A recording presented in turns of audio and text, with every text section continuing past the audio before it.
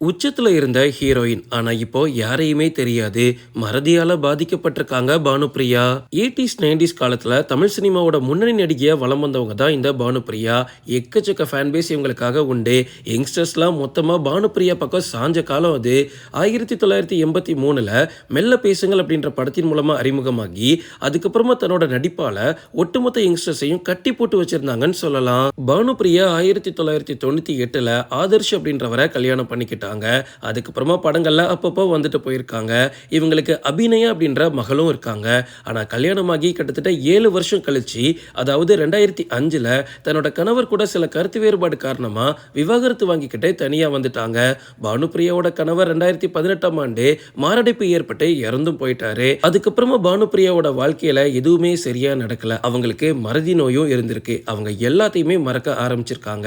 பானுப்பிரியாவோட ஆரம்ப காலகட்ட படங்களை பாருங்க. சூப்பரா டான்ஸ் ஆடுவாங்க. ஏன்னா இவங்க முறையா பயிற்சி பெற்ற ஒரு டான்சர். ஆனா அவங்களோட வாழ்க்கையில இருந்த நடிப்பு, நடனம் இது எல்லாத்தையும் மொத்தமா மறந்துட்டாங்க. கூட யார் இருந்தாங்க அப்படின்றதையும் பானுப்பிரியா மறந்திருக்காங்க.